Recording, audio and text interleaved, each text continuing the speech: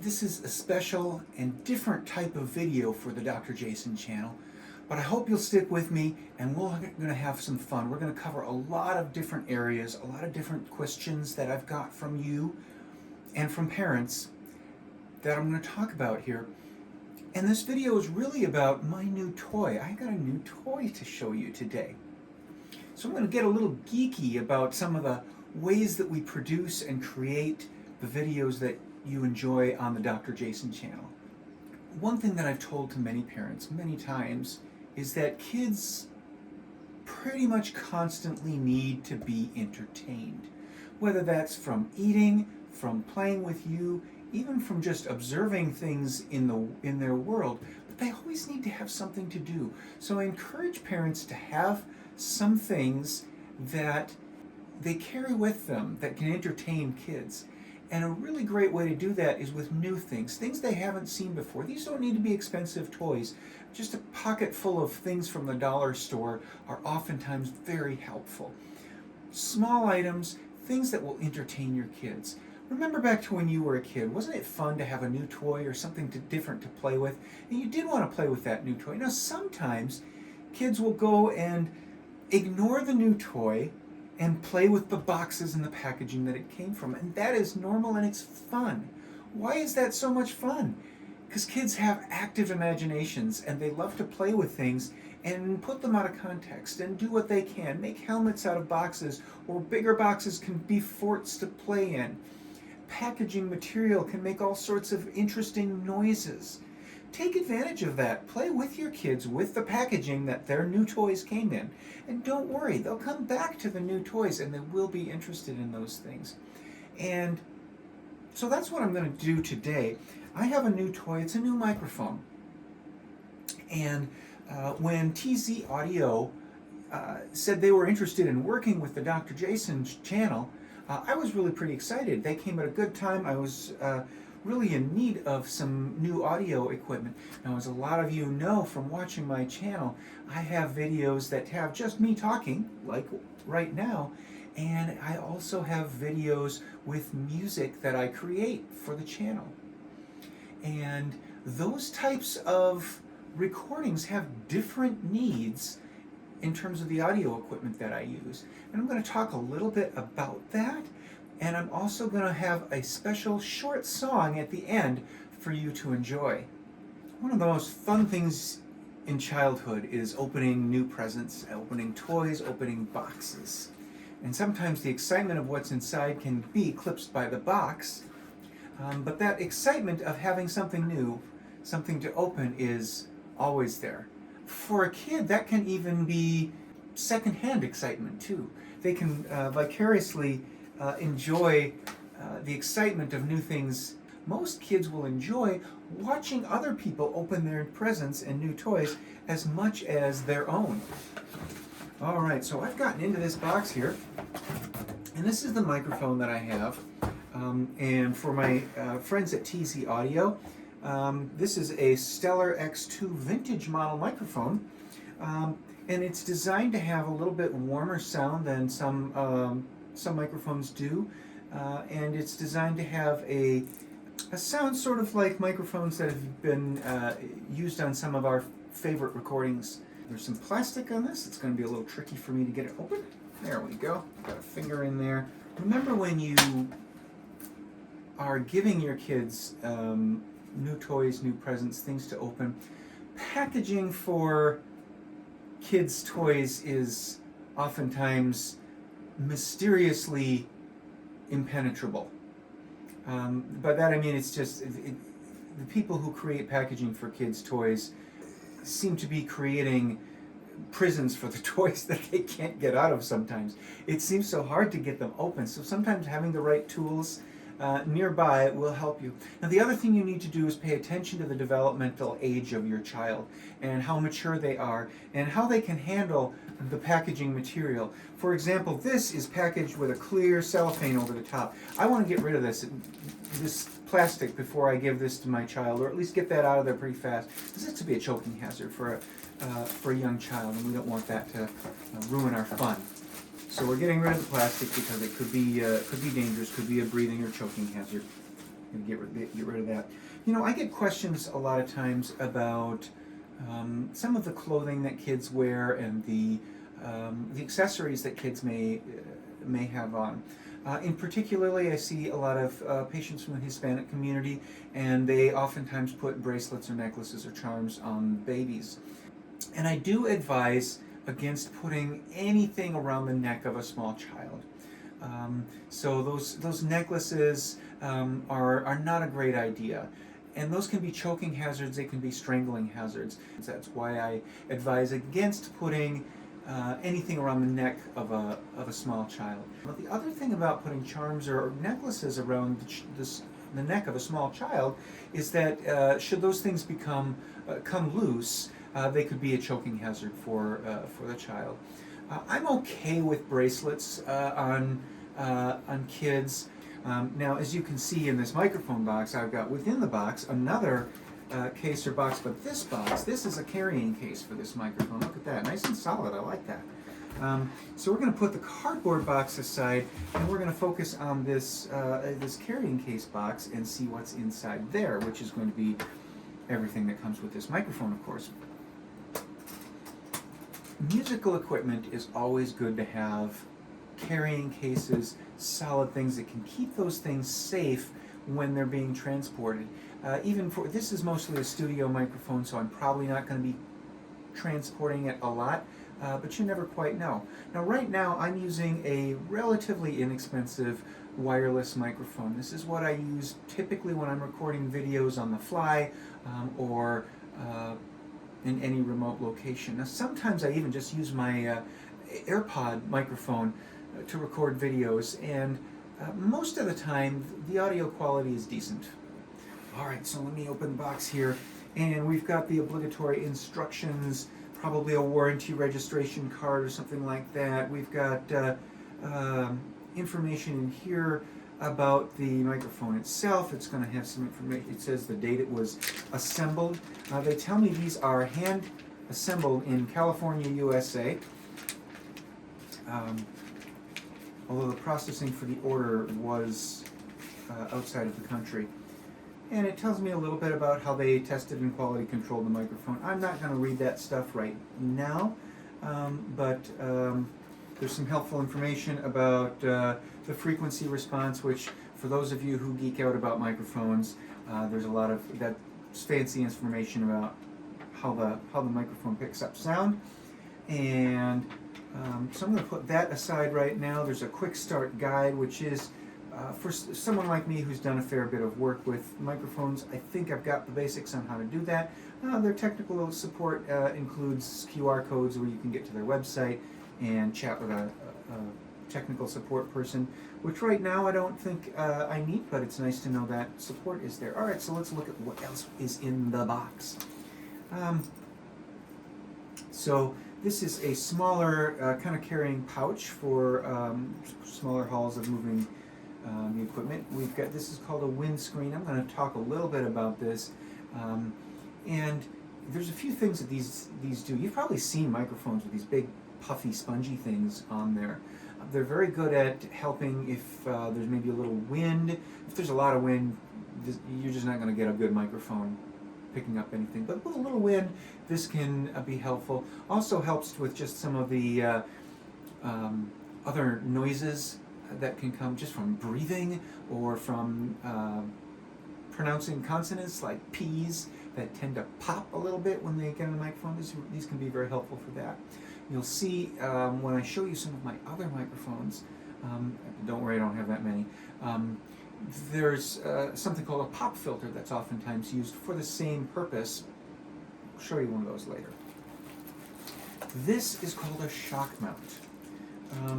And a shock mount is an important thing for this type of microphone, which is called a condenser microphone, because these microphones are very, very sensitive. They pick up a lot of sound and vibration. So if you put a microphone on a microphone stand and you're walking around by that microphone stand, your footsteps could be picked up. The vibrations from anything moving around you could be easily picked up. So this shock mount helps make that not a problem. You can see it's has some, it looks like these are plastic bands, and this middle bit kind of floats there, and that helps reduce any noise from vibrations and things around. And this is an adapter because certain types of microphone stands will need certain types of connections to put this onto a microphone stand. And now let's look at the microphone itself. Okay, so I picked this up, and this microphone is pretty heavy. All right, I couldn't tell you exactly how much it weighs, but for the size of this little thing, and most of the weight is in here. That's where the electronics, the stuff that makes it work, are. And it feels heavy like a microphone should. When I was very young, I asked somebody who knew a little bit about audio about how I could identify a good microphone. And one of the things he told me was that a good microphone should feel a little heavy. Lightweight microphones are probably cheap microphones that are not as good or high quality. For all practical purposes, this looks like a pretty well put together microphone. It's appropriately heavy, as I said. This picture on it tells me where it picks up sound the best, so this is called a cardioid picture, and so this type of microphone picks up sound from directly in front of it very well, and a little bit to the sides, but not so much in the back. This, of course, where the logo and where the writing is the front of the microphone. So when I'm talking or singing into the microphone, I'm going to want to be talking this direction. So we're going to plug this thing in and see what happens. So you're going to be hearing throughout this video sound from different sources.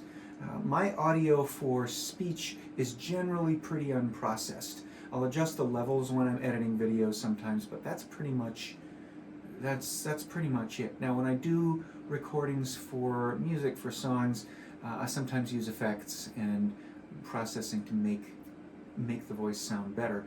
But that's not too important to you right now, right? All right, now I'm going to have some fun. Fun for me. I hope you're going to find it fun too, and a little bit interesting, because I think most people don't really know a whole lot about the audio and the sound. It's actually very fascinating stuff. So I do want to comment a little bit more about giving gifts and new toys to your child. Okay, so for smaller things, smaller toys and gifts, as I said, I recommend having a few things with you, or that you can carry, keep in the car, keep in a purse, keep in a pocket, keep in a bag, that you can bring out, hopefully that your children haven't seen much, or haven't seen it all, or haven't seen much. New things will be very interesting to them, but they don't have to be big things. They can be smaller things. A ball, a puzzle. Puzzles are nice as long as they're solid and they won't come apart. Toys, it depends, of course, on the developmental age of your child. And keep in mind that it may be the toy that interests them, it may be packaging. It doesn't take much to interest a child, particularly children with wonderful imaginations that they have. Look out for sharp edges, sharp objects on packaging or toys or things, or just everyday other objects that you might be handing to your child to let them see. In this case has a few little sharp objects. Obviously, this is not made for kids, and not something that I would hand to a child. But just my pediatrician and parent mind always is looking out for things that could be hazards. And of course, children are great about finding things that you wouldn't necessarily think are going to be a hazard, but they are. All right, so now I have the TZ Audio Stellar X2 vintage microphone plugged into my interface, plugged into my phone. And hopefully you can hear a clearer, richer sound out of this microphone than you were from the cheap microphone that I had clipped on. I also have headphones so that I can hear what I'm doing as well, and to my ear this is a much richer sound. You can hear my voice very clearly. I put the pop filter on it to decrease some of the noises that you hear from pops and sounds that I make as I speak, although many people do recommend speaking not directly into the microphone but off to the side. So I'm trying to do that a little bit too. I have a nasty habit of going right into the microphone. Please put your comments on this video to let me know what you think of the video and particularly the sound quality that we're getting here. TZ Audio is kindly partnered with the Dr. Jason channel for this, and particularly for this piece of equipment, and so both they and I really want to hear your comments on how it sounds and how it works. So this is the TZ Audio Stellar X2 Vintage plugged in to my iRig Pro, plugged into my iPhone for audio on this video. And we're going to go ahead and compare it with some of the other microphones that I sometimes use so that we can compare and contrast. Let's see how they do. Okay, this microphone is a Shure Beta 58A. It is pretty much the standard microphone used by any touring acts. I bought one of these when I saw Paul McCartney in concert, and he used this microphone. But it is a totally different type of microphone. It sounds pretty good. This is what we call a dynamic microphone. It doesn't need to have a power supply. It's very versatile. It works well live. It's not quite as sensitive to other sounds. I think that the sound quality from the TZ Stellar X2 Vintage was clearer. The volume level is a little bit higher, and I may adjust that in the editing. But that volume level doesn't tell us the clarity of the sound. So I think we have a richer sound from the condenser microphone, but we expect that. Those are recording microphones, and those are the types of microphones, condenser microphones, that are used in recording studios. All right, so now we're going to try another microphone. Okay, this microphone that I have hooked up here is an MXL 990S. It is not an expensive microphone. It is a condenser studio type microphone, similar to the TZ. And you tell me what you think. This microphone has a lot lower output level, so I actually had to turn up the gain on my iRig Pro to get as much volume as I had with the other microphones. To my ear, listening through my monitor headphones, this microphone picks up a lot in the higher frequencies and is not as rich or warm in the lower frequencies. So you can hear the higher tones, you can hear some of the consonants as I'm speaking pretty clearly, but you're not getting the richness or depth of my voice as you were with the TZ microphone. But tell me what your comments are in the comments of this video, because I really do want to hear what your input is for these microphones. So I'm going to switch, and we got one more to try in this head-to-head test of my microphones. Okay, this is the last microphone in my parade of microphones here. This is the one that I currently use the most often. It is a Audio-Technica AT2035, which is sort of the big brother of the microphone that I've most commonly seen the TZ microphones compared with, which is the Audio-Technica AT2020. And to my ear, listening through these monitors, boy, those two microphones are very similar. And I'm going to go back to the TZ in just a minute so that I can really get a good idea of the difference between them. This microphone, I use a pop filter. You might have seen these in music videos of artists performing in the studio. And for the TZ, I used the pop filter that came with it, which was a sponge cap for the microphone. All right, with my standard Audio-Technica microphone that I have mostly been using for years, and the sound of that microphone fresh in my brain, and now hooking up the TZ Stellar X2 Vintage, It's pretty clear. This is a much warmer microphone. It picks up better in those lower frequencies of the voice. So it's really, for speech, I think, a clear winner of my microphones. And keep in mind, I don't have expensive microphones. I have a few less expensive microphones, so I can't directly compare really high-end microphones with this, but I'm, at least compared with what I have available to me, I'm really liking this. Next, I want to see how it performs in the studio to record and see how we're sounding. Again, please put your comments in the comments for this video. I really want to be able to have some meaningful comments about what I'm doing and about the audio that I have here. So please leave your comments under this video so that TZ Audio and I can continue to work together to bring you the highest quality of audio and music for the Dr. Jason channel.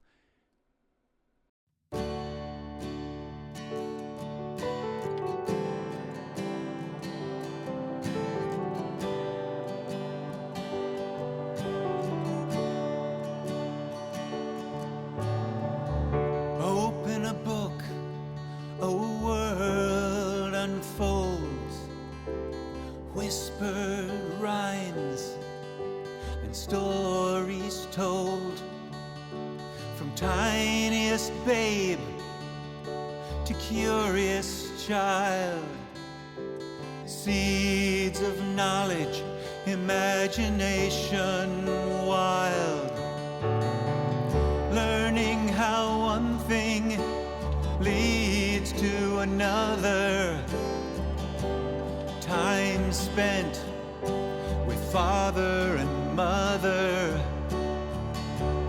language comes so easy now, with plenty of words to show them how.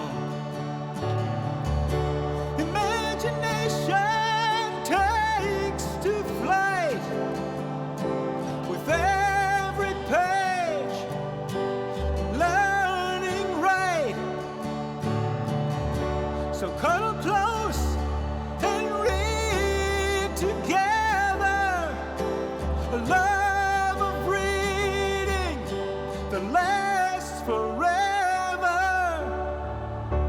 So cuddle close and read together, a love of reading that lasts forever.